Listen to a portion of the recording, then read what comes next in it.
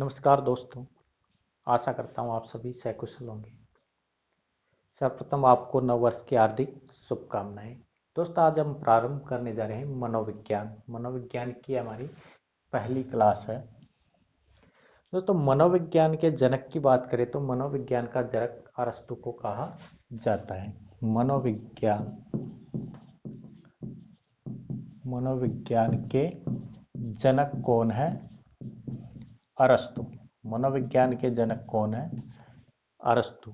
मनोविज्ञान शब्द की बात करें हम तो मनोविज्ञान शब्द का सर्वप्रथम प्रयोग किसने किया था? रुडोल्फ गोइकल ने। मनोविज्ञान शब्द का सर्वप्रथम प्रयोग करने वाले कौन थे? प्रथम प्रयोग किसने किया? रुडोल्फ गोइकल ने। किसने किया? रुडोल्फ गोइकल ने। ये एक ग्रीक मनोवैज्ञानिक थे। कौन थे? ग्रीक मनोवैज्ञानिक। कब किया? 1590। मनोविज्ञान के जनक माने जाते हैं अरस्तु। मनोविज्ञान शब्द का सर्वप्रथम प्रयोग करने वाले कौन थे? रुडोल्फ गोइकल। 1590 में कहाँ के थे? एक ग्रीक मनोवैज्ञानिक थे। दोस्तों, मनोविज्ञान का अतीत बहुत लंबा है लेकिन इतिहास बहुत ही छोटा। यह कहने वाले कौन थे? एबिंगहॉस।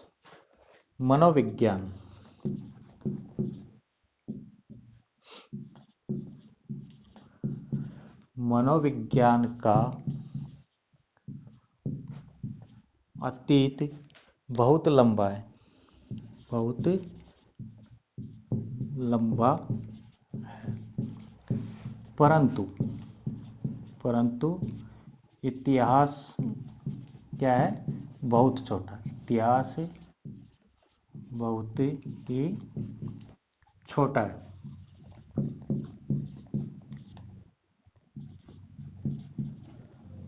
मनोविज्ञान का अतीत तो क्या है? बहुत लंबा है, परंतु इतिहास बहुत ही छोटा। यह कहने वाले कौन थे? एबिंगहॉस। किसने कहा? एबिंगहॉस। ये कहने वाले कौन थे? एबिंगहॉस। यानी मनोविज्ञान का अतीत बहुत लंबा है परंतु इतिहास बहुत ही छोटा। ये कहने वाले कौन थे? एबिंगहॉस। मनोविज्ञान शब्द की उत्पत्ति ग्रीक भाषा के दो शब्दों से हुई है, साइको और लोगस।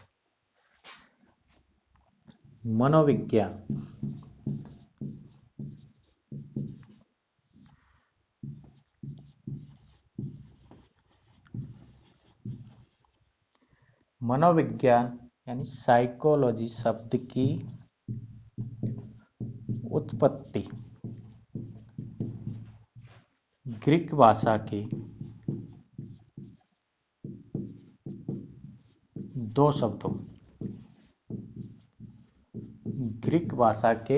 दो शब्दों साइकी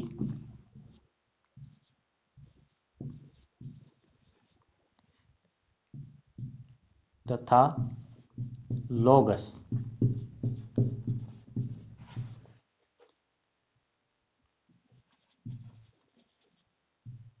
से हुई है।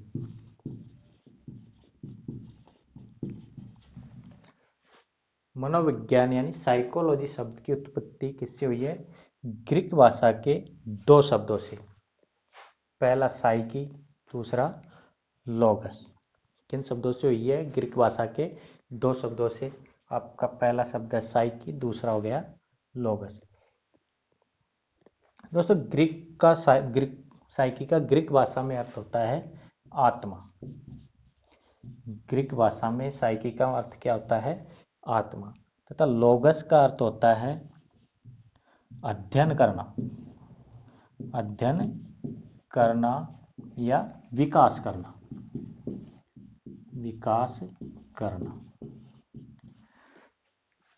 मनोविज्ञान यानी साइकोलॉजी शब्द की उत्पत्ति ग्रीक भाषा के दो शब्दों से हुई है, साइकी तथा लोगस। ग्रीक भाषा में साइकी का अर्थ होता है आत्मा तथा लोगस का अर्थ होता है अध्ययन करना या विकास करना। यानी साइकी का शाब्दिक अर्थ हो गया आपका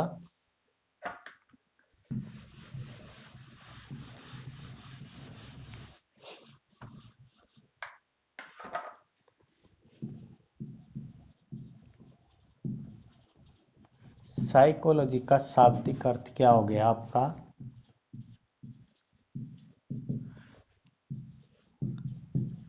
आत्मा का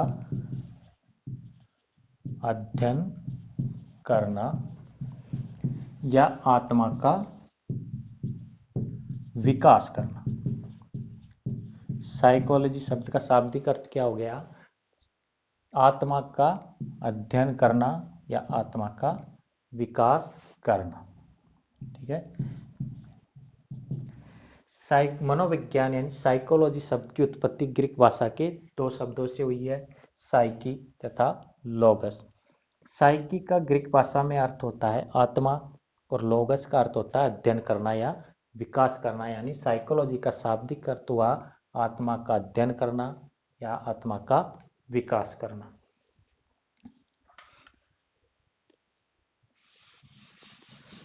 दोस्तों मनोविज्ञान का जनक कहा जाता है अरस्तु को। मनोविज्ञान शब्द का सर्वप्रथम प्रयोग करने वाले कौन थे रुडोल्फ गोइकल 1590 में, जो कि एक क्या थे ग्रीक मनोवैज्ञानिक थे। मनोविज्ञान ग्रीक भाषा के दो शब्दों से बना है, साइकी तथा लोगस। साइकी का अर्थ होता है ग्रीक भाषा में आत्मा और लोगस का अर्थ होता है अध्ययन करना। यानी शाब्दिक अर्थ हुआ आत्मा का अध्ययन करना या विकास करना। बात करें हम मनोविज्ञान की तो प्राचीन काल में मनोविज्ञान को दर्शन शास्त्र के अंतर्गत पढ़ा जाता था। प्राचीन काल में मनोविज्ञान को किस विषय के अंतर्गत पढ़ा जाता था दर्शन शास्त्र के अंतर्गत। किस विषय के अंतर्गत दर्शन शास्त्र के अंतर्गत पढ़ा जाता था। प्राचीन काल में मनोविज्ञान को दर्शन शास्त्र के अंतर्गत पढ़ा जाता था। दर्शन शास्त्र में भी दोस्तों कई शाखाएं थी, तो यह दर्शन शास्त्र की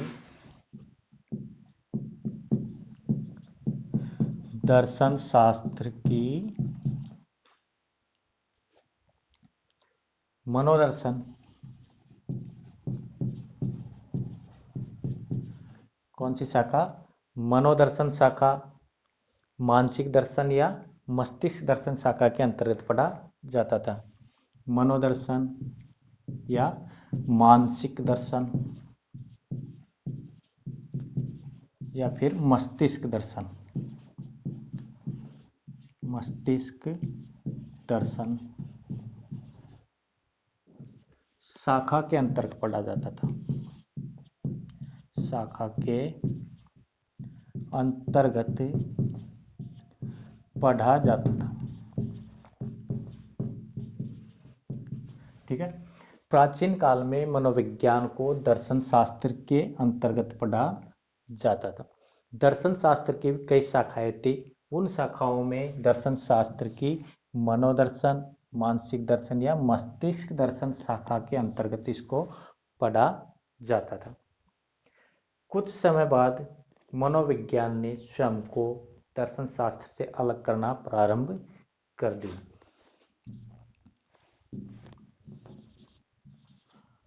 कुछ समय बाद क्या हुआ? कुछ समय बाद मनोविज्ञान ने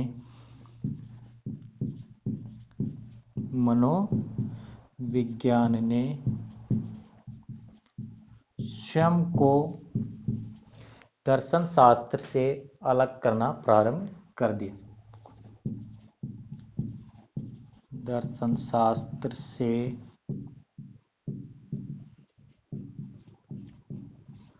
अलग करना क्या कर दिया? प्रारंभ कर दिया। कुछ समय बाद क्या हुआ कि मनोविज्ञान ने स्वयं को दर्शन शास्त्र से धीरे धीरे अलग करना प्रारंभ कर दिया और अलग होने की इस प्रक्रिया में मनोविज्ञान ने अपने कई प्रकार के नाम रखे, यानी कई नामों को धारण किया। अलग होने की इस प्रक्रिया में, अलग होने की इस प्रक्रिया में मनोविज्ञान ने अपने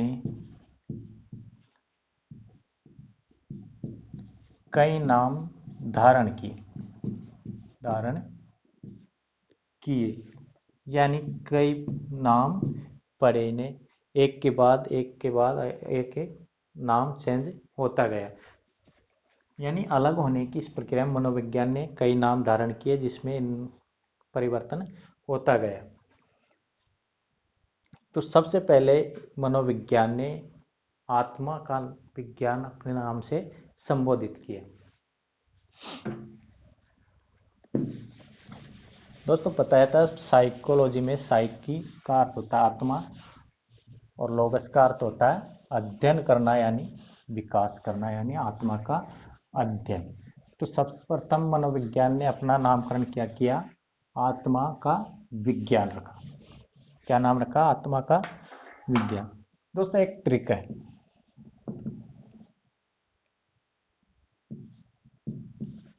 आमचेव। ये किसकी ट्रिक है? मनोविज्ञान के नामकरण, मनोविज्ञान के नामकरण की ट्रिक है। आमचेव, आ से हो गया आपका आत्मा का विज्ञान, आत्मा का विज्ञान।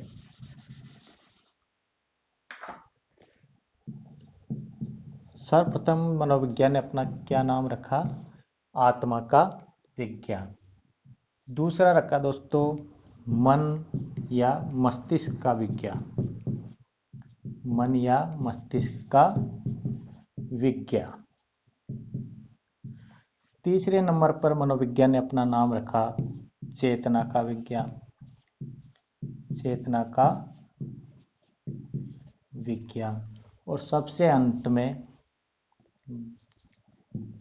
व्यवहार या अनुभूति का विज्ञान, अनुभूति का विज्ञान, जो वर्तमान में भी अपना नाम धारण किए हुए हैं।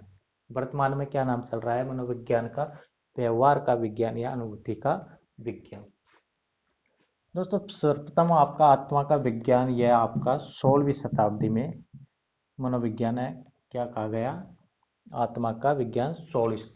उसके बाद 16वीं शताब्दी के अंत में धीरे धीरे क्या हुआ? 17वीं शताब्दी में मन या मस्तिष्क का विज्ञान कहा जाने लगा। फिर आया आपका 19वीं शताब्दी में चेतना का विज्ञान, ठीक है। और अब वर्तमान में चल रहा आपका व्यवहार या अनुभूति का विज्ञान। मनोविज्ञान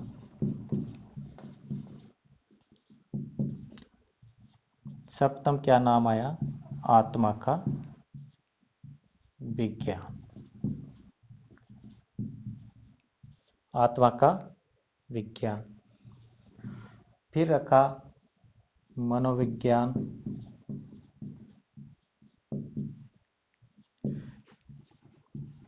मन या मस्तिष्क का विज्ञान।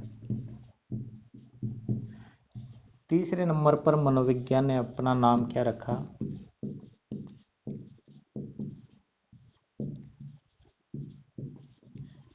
चेतना का विज्ञान। और लास्ट चौथा जो वर्तमान में है,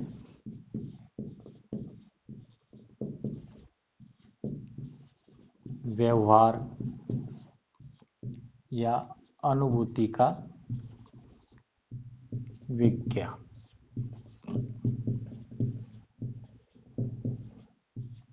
अनुभूति का विज्ञान। मनोविज्ञान आत्मा का विज्ञान, मनोविज्ञान मन या मस्तिष्क का विज्ञान, मनोविज्ञान चेतना का विज्ञान, मनोविज्ञान व्यवहार या अनुभूति का विज्ञान जो वर्तमान में है।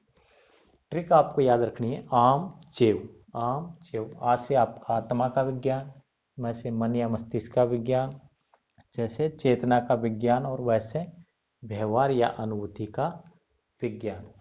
दोस्तों हम बात कर रहे हैं सर्वप्रथम आत्मा का विज्ञान।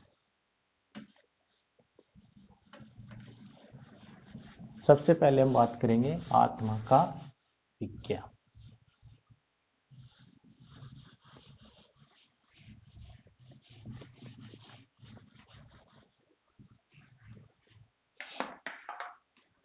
सर्वप्रथम आता है आपका मनोविज्ञान।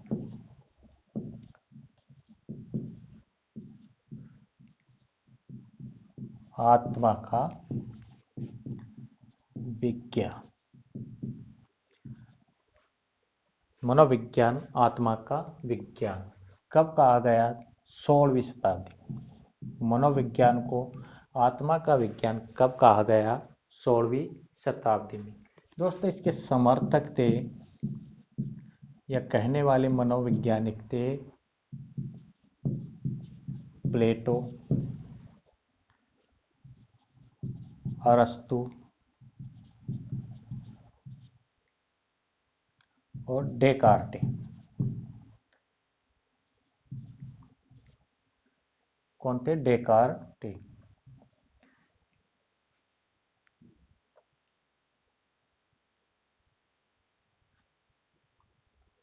ठीक है।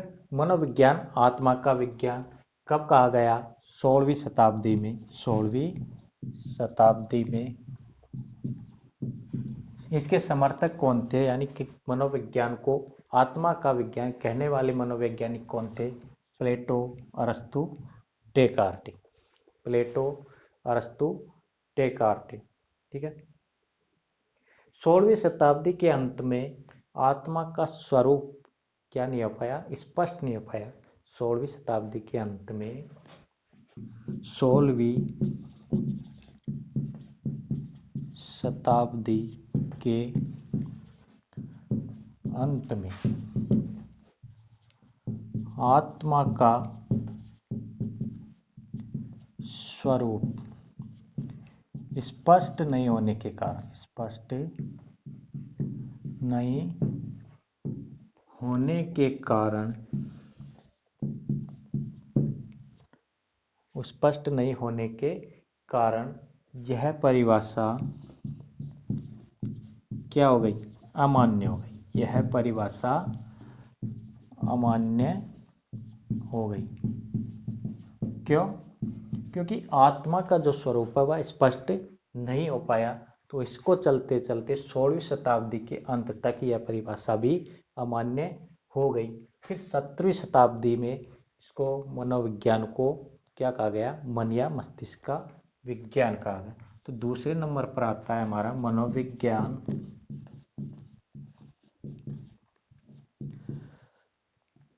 मन या मस्तिष्क का विज्ञान। मन या मस्तिष्क का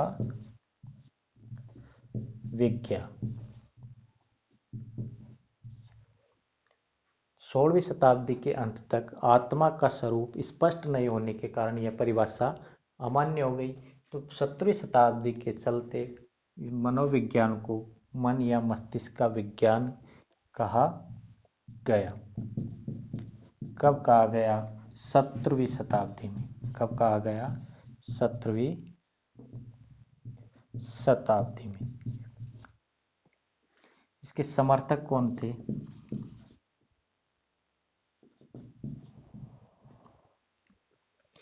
इसके समर्थक थे दोस्तों इटली के दार्शनिक पोम्पोनोजी। पोम्पोनोजी। इटली के दार्शनिक पोम्पोनोजी थी तथा इनके सहायक कौन थे? Thomas read. Thomas read. ये ध्यान रखना, जो ये पोम्पोनोजी था ये मनोवैज्ञानिक नहीं था। क्या नहीं था? ये पोम्पोनोजी मनोवैज्ञानिक नहीं था। ये कौन थे? इटली के दार्शनिक थे। ये एक इटली के दार्शनिक थे। तो मनोविज्ञान को मन या मस्तिष्क का विज्ञान करने वाले कौन थे? पोम्पोनोजी, जो कि इटली के मनोवैज्ञानिक न होकर एक दार्शनिक थे। तथा इनके सहायक कौन थे? Thomas read. इनके सहायक कौन थे? Thomas read.